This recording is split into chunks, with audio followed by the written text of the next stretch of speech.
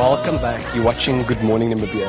Now, the Jehovah's Witnesses Namibia has called for parents and all stakeholders to address bullying in schools. Jehovah's Witnesses encourage parents and guardians to speak openly with their children as well as to enforce rules. With more details on this, I'm joined now by Mr. Sheldon Greenwood, the spokesperson for the Jehovah's Witnesses Namibia. Good morning, sir, and welcome back to Good Morning Namibia. Good morning, Denzel. Thank you very much for having me again. How are you doing on this gift of a Thursday morning? We are doing very well. Perhaps bullying occurs because we may not understand what it amounts to, and we may deem certain behaviour acceptable when in fact it isn't. So I think a good point of departure would be to define bullying as broad a concept as it may be. So bullying has been defined by many as it's ongoing, it's something that's ongoing, it's purposeful, and the idea is to cause another individual emotional or physical torment. And often the bully is one who has perceived power, or he has power.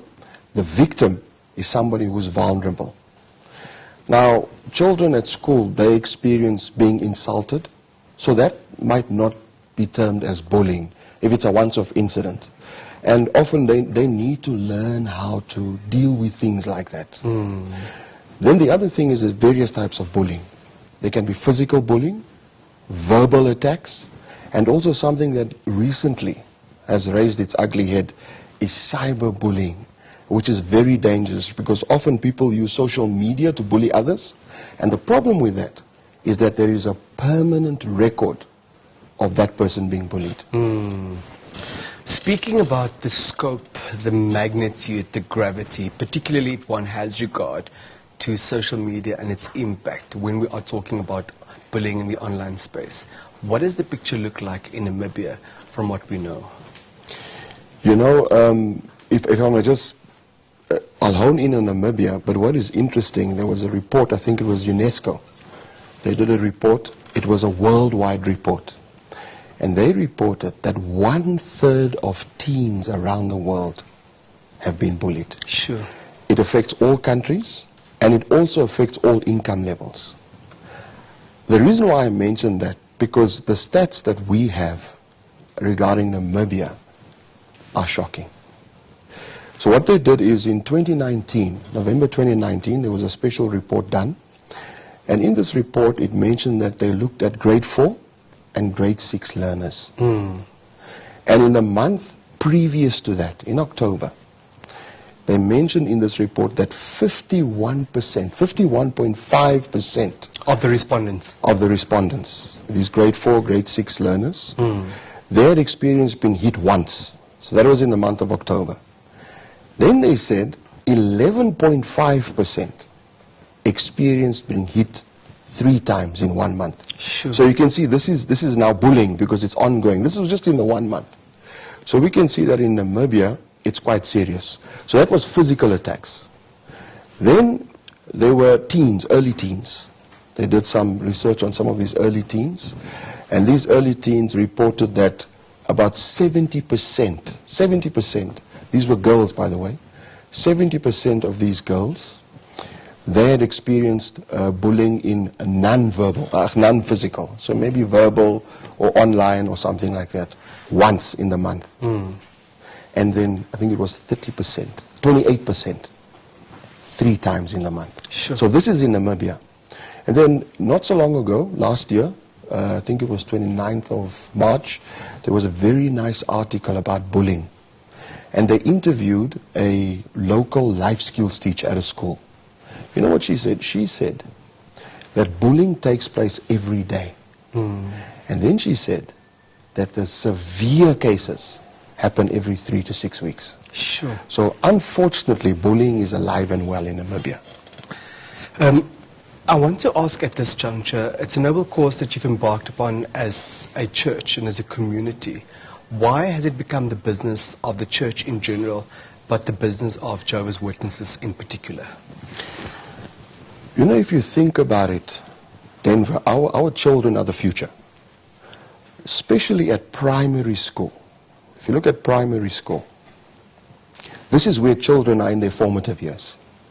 So what gets done to them, or what they do to others, if allowed, it shapes their thinking. And so bullying, it can really erode the moral fabric of society. But for us, the main motivating factor is if we think about God, Jehovah God, in his first interactions with humans, right there, in the book of Exodus, second book of the Bible, when he gave Moses the law, one of the things that he mentioned there, he said that anybody that is vulnerable, who is ill-treated, his anger will blaze against them.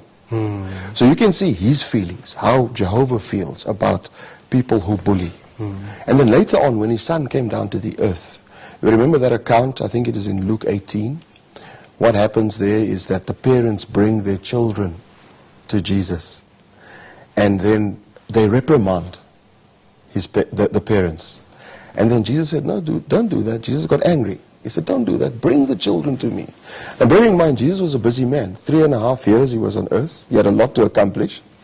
But despite that, he made time for children. He took these children into his arms. He cradled them. He blessed them. What was he showing? He was showing us that children need to be protected. Children need to be cared for.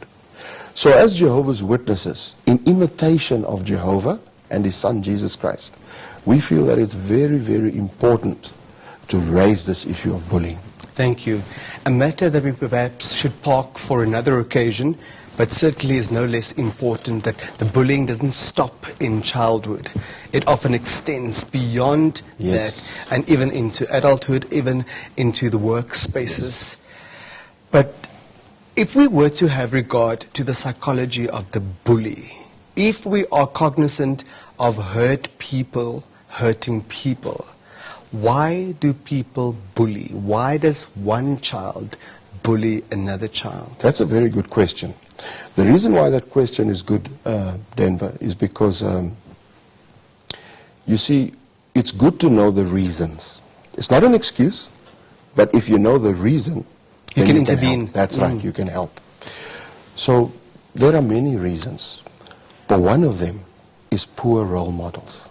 You see, people don't have role models. Children don't have role models. At home. At home. Maybe older brothers bullying, the Parents father bullying or them. the mother is a bully, And then the other thing is, often the child may have insecurities. And now he masks this insecurity by doing what? By projecting this air of superiority on others. And then, of course, some of the entertainment that children get involved in, that doesn't help. They see all of this violence, and then they want to act these things out. And then lastly, many bullies were victims as a child. Yeah, that's right. As a child, they experienced it. They were shaped by it. Their mindset was formed by it. And now they're doing the same thing to others. What I know from personal experience, but also inferring from the point that you just made, is often the teacher is also a bully. Yes. So the child is bullied by other pupils, but certainly also by a teacher. Yes. When we're talking about help, when we're talking about intervention, what does it look like for both the bullied, but also for the bully? So let's look at the person, the victim. So maybe what we can do is, we've got some very good friends. We'll change their names, Philemon and Carolina, we'll call them. They have 3 kids. One of the kids, the middle kid, his name is Pandu. Pandu was bullied from grade 1 to grade 3, and then again in grade 6. So one of the interventions, something that is very important, is that parents must communicate with their children on a daily basis so that they can catch it early. And so this is what Carolina and Philemon did. They constantly, when they pick up their kids from school, they immediately talk to them and so forth. And then what this family does is, once a week as a family, they get together and they discuss problems. Intentionally. Yeah. Problem to prepare for the future problems that may come, but also problems that the children are currently experiencing. And so they tackle this problem of bullying. Now on our website, jw.org, there are many articles on bullying. Like one of the articles is bullying is a global problem. Bullying, how to break free from bullying. What are the causes and what are the effects? And in addition to this, we have about 3 videos. And the one is a beautiful one. It's a whiteboard animation. And they showed this, or they went through this video with their child, Pandu. And one of the things it does right in the beginning of the video is that it identifies how the child feels. So immediately the child feels recognized. See? So heard and validated. That's right. So how the child feels. Then the next step, what it does is what those feelings can cause.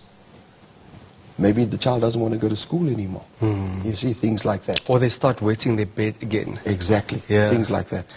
I can imagine, Mr. Greenwood, that if you are an engaged and an involved parent, the way every parent should be, that you would be able to pick it up early enough when your child gets bullied. But for the parent whose child is the bully, it might be a bit trickier to pick that up. How would one go about that journey? So that is a very good question. Well, one of the things is many schools, they have these campaigns. They have these campaigns of anti-bullying. And often they advertise it so the parents can see it as well. Parents can pick up certain characteristics at home because the child cannot hide really who they are. In their safe space. In their safe space, maybe with the other kids and so forth. And then they can start helping their child. Unless, of course, the parent is the bully and that behavior of the child at school is actually a cry for help. But that's why we know it requires all hands on deck. Yes. And it requires, of course, a whole entire village to take care of our children. Mr. Greenwood, I wish we had an entire day to unpack this very important matter, but we don't. Any final thoughts before we let you go, please? You know, we would like to encourage parents to go to the website, jw.org. The beauty of it, it's in 1,074 languages. The information there is Bible-based and it's free. And what we encourage, why we encourage parents to go there is because the information is practical. It's not just something that's taken from a book that was written 2,000 years ago, but it is practical. It's explained for our day. And this can really help parents and children to overcome this serious problem. Thank you for your time and thank you for caring for our children. Thank you very much. There you have it, Mr. Sheldon Greenwood, spokesperson of the Jehovah's Witnesses Namibia, talking to us about the contentious issue of bullying at school in particular, what it is that we can do to assist your child if your child gets bullied, but also what it is that we need to do to assist the perpetrator. We will be right back after a brief break.